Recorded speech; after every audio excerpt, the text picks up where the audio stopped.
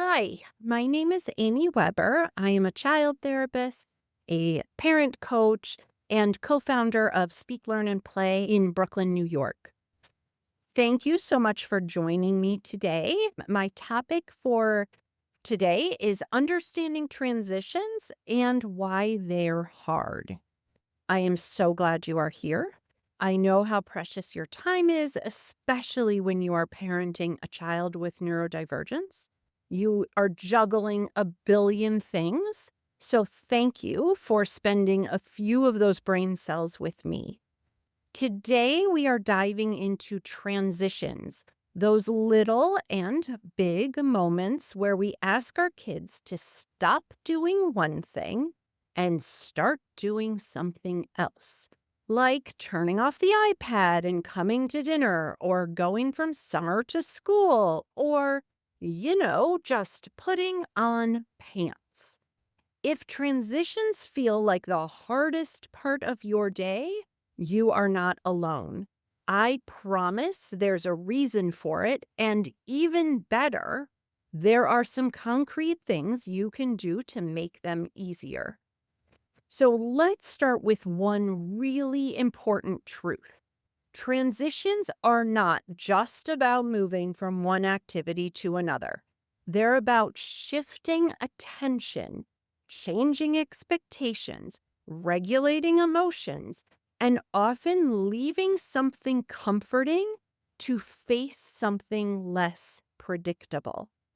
Now imagine doing all of those things with executive functioning challenges, struggling to start, to stop, or to shift tasks, having sensory sensitivities, going from a quiet room to a noisy one, or from comfy pajamas to stiff jeans, anxiety, uncertainty about what's coming next, or rigidity or the need for sameness, which can be part of autism, ADHD, and more.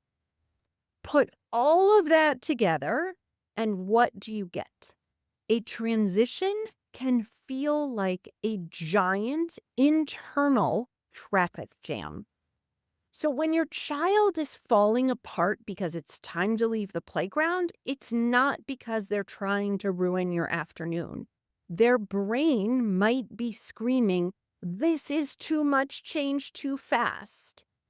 When we can see what's underneath the behavior, we can respond with compassion instead of just correction. All right, let's get to the good stuff. Tools that you can actually use. These will not eliminate all transition struggles.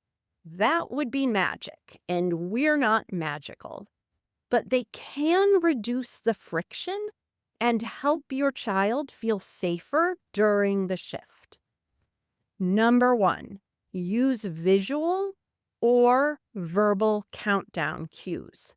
Transitions are easier when kids know they're coming. Try 5 more minutes, then we clean up. Use a timer or visual countdown like a picture schedule or a color changing clock. The one that we use at the office is called the time timer.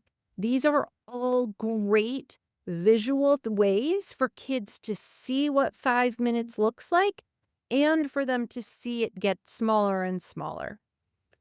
For younger or more visual learners, we can say first we brush teeth, then we read stories. We want to try to keep transitions predictable. Unexpected changes can feel like a betrayal to a kid who craves routine. We want to, when possible, and it's not always possible, stick to a routine. You can use a daily visual schedule with pictures or icons if needed, and narrate upcoming changes. After lunch, we're going to drive to therapy. Then we're going to drive to the store. Then we're going to come home. Build in buffer time. Transitions take time, especially when we are rushing them. If you're leaving the house, you want to start the process way earlier than you think you need to. You want to include time for regulation, which might be a drink of water, a few minutes of quiet time, a little hug, etc., before jumping into the next task. And validate their feelings instead of saying, "This is no big deal, just put on your shoes, let's go." Try saying, "I know it's hard to stop when you are having fun." Or something like, "You weren't ready to be done, huh?" Validation calms the nervous system. It tells kids, you make sense. The last tip I have is practice small transitions. Use low stakes moments to practice the skills they'll need for the harder ones.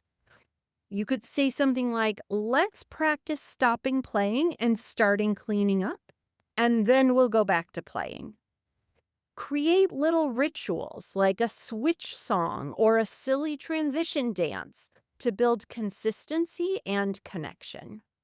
So, to sum up, transitions are hard because they ask a lot from brains that are already doing a lot. Your child is not being difficult. They are having a difficult time. A little preparation, predictability, and compassion goes a long way. And remember, you don't have to get it perfect.